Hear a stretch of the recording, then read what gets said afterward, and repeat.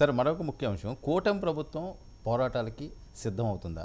ఎందుకంటే ముఖ్యంగా వాళ్ళు తీసుకున్న ఎజెండా వాలంటీర్లు అంగన్వాడీ సమస్యలపై వైసీపీ సమరబేరి మోగించబోతుందట. సార్ వైసీపీ వాళ్ళు ఇంతవరకు ఏ బేరీ మోగించట్లేదు. మొన్న మీకు చెప్పినట్టుగా వాళ్ళు మహాయిత ఈవీఎంలు అదే మాట్లాడుతూ ఉన్నారు, దాంతో నడుస్తుంది. నిన్న మనం చర్చిస్తే కూడా కొంతమందికి నచ్చలేదు, ఏదో చాలా దాని మీద ఆశలు పెట్టుకున్నారు. ఇంకా రెండోది ఈ వీడియోలు బయటకు వస్తుంటే వాటి మీద ఫైటింగు. నిజంగా వాలంటీర్లను అసలు వైసీపీ ఓన్ చేసుకొని 2 నెలల్లో ఇప్పుడు వాలంటీర్ల మీద ఏ సిఐటియునో లేకపోతే వేరే కార్మిక సంఘాలు పెట్టాయి. నేను మొన్న కూడా చెప్పాను నేను మీకు. అలాగే సచివాలయ ఉద్యోగులు, అంగన్వాడీలు, అవుట్సోర్సింగ్ ఉద్యోగులు, వీళ్ళందరి పోరాటాలు కమ్యూనిస్టులు చేస్తున్నారు. కానీ వైసీపీ ఇంతవరకు ఆ సమస్యల మీద గట్టిగా మాట్లాడింది కూడా లేదు. నిజంగా తీసుకుంటే ఓకే, మేమే సృష్టించాము, ఇది మా సృష్టి అని చెప్తున్నారు కదా, మరి మీరు ఎందుకు చేయడం లేదు? చేస్తే మంచిదే. సమస్యల మీదకి దృష్టి మళ్ళితే కనీసం ఈ డర్టీ వీడియోస్ నుంచి, అగ్లీ డిబేట్స్ నుంచి మనకు విముక్తన లభిస్తుంది. రియల్ పీపుల్స్ ప్రాబ్లమ్స్, ప్రజలను బాధ పెట్టే సమస్యలు. అలాగే కుర్రాళ్ళు వాళ్ళు ఒక 2 లక్షల మందికి ఏదో ఉద్యోగాలు ఇచ్చామని హఠాత్తుగా వాళ్ళని తీసేసి త్రిశంకు స్వర్గంలో పెడితే ఎట్లా? వైసీపీ సమస్యల మీద కేంద్రీకరిస్తే అంతకంటే కావాల్సింది లేదు. సరే చేయగానే మీరున్నప్పుడు చేశారా లేదా ఇలాంటి ప్రశ్నలు వస్తాయి రాజకీయాల్లో అన్నీ వస్తాయి. మీరు ఎలా ఎదుర్కొంటారో ఎదుర్కోండి, కానీ తప్పకుండా అది జరగాల్సిన అవసరం అయితే ఉంది. వీటి మీద స్పష్టత రావాల్సి ఉంది. నా ఉద్దేశంలో పవన్ కళ్యాణ్ కూడా ఇప్పుడు ఈ విషయంలో ముందుకు రావాల్సిన అవసరం ఉంది. వాలంటీర్ల మీద నేను ఆ సమస్య మహిళల కోసం మాట్లాడాను, కానీ వాలంటీర్ల మీద నాకేం వ్యతిరేకత లేదని చాలాసార్లు చెప్పారు. మరి వాలంటీర్లు ఈ పరిస్థితిలో పడిపోతే ఎందుకు ఆయన యువకుల అభిమాన నాయకుడిగా ఎందుకు ఆయన చొరవ తీసుకోవట్లేదు? దీని మీద నిజంగా సందేహం. చాలా ఉంది. చిన్న ఏదో ఒక 5,000 వస్తాయి, ఊళ్ళో కనిపెట్టుకొని పనులు చేసుకుంటూ బతకవచ్చు అని ఇంతకాలం నడిచింది ఒక 5 ఏళ్ళు వ్యవస్థ. హఠాత్తుగా అది ఇబ్బందుల్లో పడిపోయింది. 2 నెలల నుంచి జీతాలు కూడా లేవు. అంగన్వాడీలనేమో మాకు సంబంధించిన వాళ్ళు ఉండాలి, వాళ్ళు ఎందుకని వాళ్ళని సతాయిస్తున్నారు. వీళ్ళందరూ వెళ్ళి ప్రభుత్వంలో కార్యదర్శులకు, మంత్రులకు మెమరాండాలు కూడా ఇస్తున్నారు. ఇవేం తెలియని సమస్య కాదు. ఆ విషయంలో వైసీపీ వెనకబడి ఉంది ఇప్పటివరకు.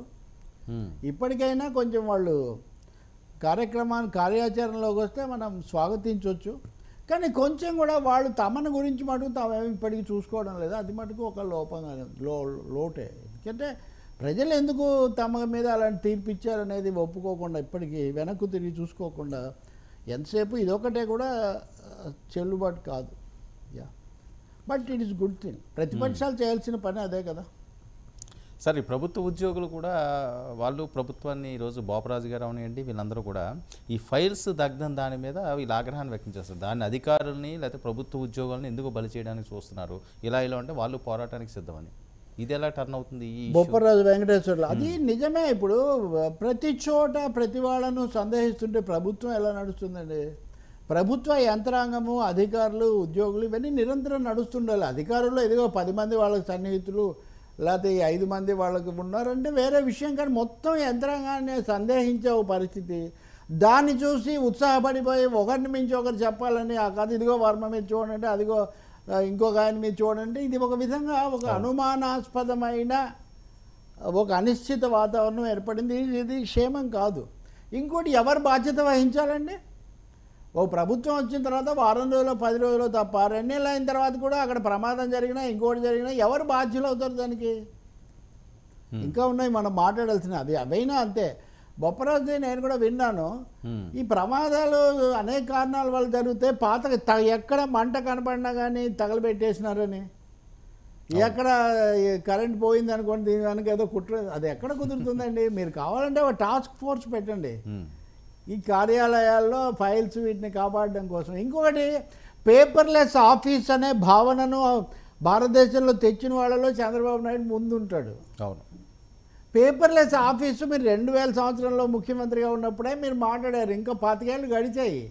ఇప్పుడు అసలు చాలా వరకు మాలాంటి వాళ్ళం కూడా చాలా వందల వ్యాసాలు రాసేవాళ్ళం కూడా చాలాసార్లు పెన్ను కూడా పట్టుకోవట్లేదు. అది మొత్తం డైరెక్ట్గా మనం కంప్యూటర్లో చేయటము, మెయిల్ చేయడం జరుగుతుంది. ఇలాంటి సమయంలో కాగితాలు తగలబెట్టారు అనేదే ఒక ప్రధానమైన సమస్యగా మారిపోతే దీనికోసం ఉద్యోగులు ప్రతి చోట ఇలాంటివి జరిగినప్పుడంతా అక్కడ ఉద్యోగులను, అటెండర్లను అందరినీ పిలిపించడం, ప్రశ్నించడం, అంటే ఈ వాతావరణం ఆరోగ్యకరమైంది కాదు. సో ఉద్యోగుల నాయకుడిగా ఆయన అనేది ఏంటంటే ఇది అసలు అన్ని కంప్యూటరైజ్డ్. నెంబర్ 1 పేపర్స్ లేకపోవటం it makes no difference. Second thing, జరిగిన ప్రతిసారి మీరు ఉద్యోగులను అనుమానించడం మొదలు పెడితే అసలు ఉద్యోగులకు ప్రభుత్వానికి ఉండాల్సిన సత్సంబంధాలు లోపిస్తే ఇట్స్ ఎ బ్యాడ్ బిగినింగ్ కదా.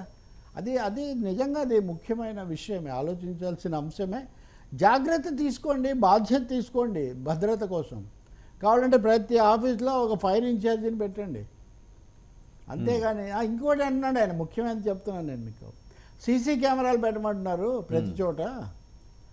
అసలు మాకు పెన్నులు స్టేషనరీకే డబ్బులు లేవు మా దగ్గర. ఎవడు పెడతాడు ఈ సీసీ కెమెరాల తాలూకు డబ్బు, టెండర్లో కొటేషన్ పిలిపించి దాన్ని సెలెక్ట్ చేసి అవన్నీ ఎవరు చేయాలి అని కూడా అది అడుగుతున్నాను. నిజమే, ఇది వెరీ వ్యాలిడ్ క్వశ్చన్. సీసీ కెమెరాలు పెడతారు, పెట్టినా కానీ సరైన ప్లేస్లో పెట్టారా లేదా, ఘటన జరిగినప్పుడు అది పనిచేసిందా లేదా, ఎన్ని ప్రశ్నలు వస్తాయండి ఇవన్నీ. పైగా ప్రతి కదలికను మీరు రికార్డ్ చేస్తారా? ఇప్పుడు జగన్ ప్రభుత్వం మీద ఒక పెద్ద విమర్శ ఏంటి నాకు బాగా తెలుసు, టీచర్లు వీళ్ళందరూ ఫేస్ యాప్లు అని పెట్టారు. ఫేస్ యాప్లు అని పెట్టి ప్రతి నిమిషం వాళ్ళు చూపించాలి ఇవన్నీ, అంటే దాన్ని అందరం విమర్శించాము. అసలు పిల్లల మొహం అన్నా చూడాలా, లేదా ఫేస్ యాప్ దగ్గర కూర్చోవాలా టీచరు? అలాగే టాయిలెట్లు శుభ్రం చేయడం కూడా టీచర్ల పని అన్నట్టుగా వాళ్ళు మేము ఎక్కడ పెట్టగలం అన్నారు వాళ్ళు. ఇప్పుడు వీళ్ళు వచ్చి సచివాలయ ఉద్యోగులను పెట్టమంటున్నారు. మీరు పారిశుద్ధ్య సిబ్బందికి ఏమో జీతాలు లేవు, వైసీపీ ఉన్నప్పుడు లేవు అనేక చోట్ల. పారిశుద్ధ్య సిబ్బందికి జీతాలు ఇచ్చి ఉద్యోగాలు ఇస్తే వాళ్ళే చేస్తారు కదా ఈ పనులు. సో మీరు ఎవరి పనులు వాళ్ళకి ఇవ్వకుండా చేయడం మొదటిది. రెండవది, ఒక అనుమానాస్పద వాతావరణం, అందరూ ఏదో జగన్ ఏజెంట్లు అని భావించటం, ఇది సరైనటువంటి విషయం కాదు. ఉద్యోగుల ఆవేదన, ఆందోళన కూడా అర్థం చేసుకోవాల్సిన అవసరం ఉంది. మూడోది, ప్రమాదాలు. ప్రతిదీ ప్రమాదమే జరగదు, అసలు జరిగినవన్నీ కుట్రలే. అగ్నిదేవుడే కుట్ర చేస్తున్నాడు దాదాపు అన్న పద్ధతిలో ఆలోచిస్తే చాలా కష్టమవుతుంది. లేదు, ఒక పాలసీ ప్రకటించండి. చంద్రబాబు నాయుడు నాకు బాగా తెలుసండి, ఫైల్స్ క్లియరెన్స్ ఉద్యమం నడిపించాడండి ఆయన.